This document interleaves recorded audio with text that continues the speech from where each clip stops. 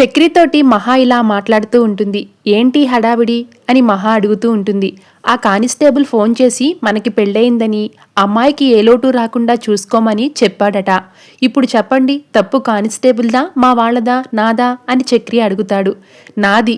ఆ టెన్షన్లో ఏదో బొమ్మల పెళ్లిలో బొమ్మ నిలబడినట్లు నిలబడిపోయాను అని తిట్టుకుంటుంది మహా.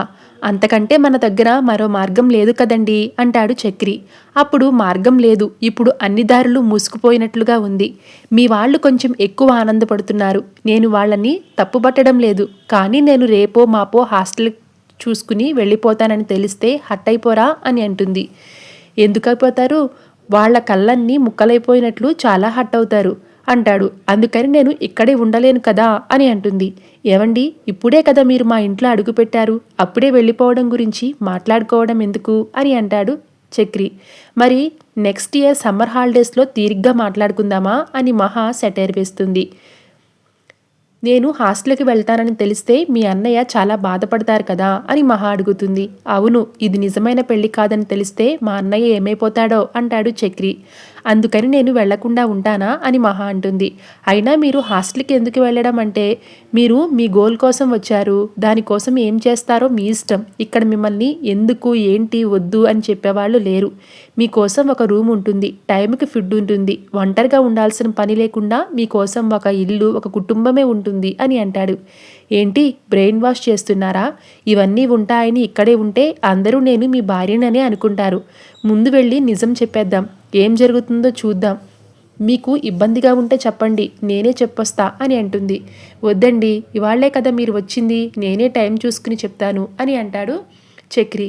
ఇంతలో చక్రి ఇంటికి రౌడీల్ని తీసుకుని మహా అన్న ఆది వస్తాడు.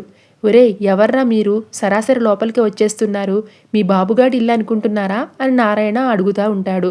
రే పక్కకు పో, రే డ్రైవర్ ఇప్పుడు రారా చూసుకుందాం అని ఆది కేకలేస్తూ ఉంటాడు. దాంతో చక్రి మహా సహా అందరూ బయటికి వస్తారు. పోలీసుల్ని అడ్డం పెట్టుకుని నా చెల్లెల్నే పెళ్లి చేసుకుంటావా, నీ అంతు చూడడానికి వచ్చాన్రా అంటూ చక్రి కాలర్ పట్టుకుని ఆది గొడవ చేస్తాడు. ఆగండి, అక్కడ చేసిన గొడవ చాలేదా, ఇక్కడికి కూడా వచ్చావా, మర్యాదగా నీ మనుషుల్ని తీసుకుని వెళ్ళు అని మహా అరుస్తుంది. అడ్డులేవే అంటూ మహాని పక్కకి తోసేసి ఆది గొడవ పడుతూ ఉంటాడు. ఈ గొడవలో కన్నా తలికి దెబ్బ తగులుతుంది. దాంతో ఒరే నిన్ను అంటూ కుర్చీ పైకెత్తేస్తాడు నారాయణ. దాంతో ఆగండి, అతను మా అన్నయ్య అని మహా అంటుంది. ఎవడే నీకు అన్నయ్య అని ఆది అంటాడు. మరి ఏ సంబంధం లేనప్పుడు ఎందుకొచ్చావు ఇక్కడికి అని మహా అడుగుతుంది. వీడి వల్ల మా నాన్న పరువు పోయింది అంటాడు. నువ్వు ఇంతమంది రౌడీలతో వచ్చి నాన్న పరువు నిలబెట్టావా అని అంటూ ఉంటుంది. నేను వీడు ఒకటేనా అని ఆది అడుగుతూ ఉంటాడు.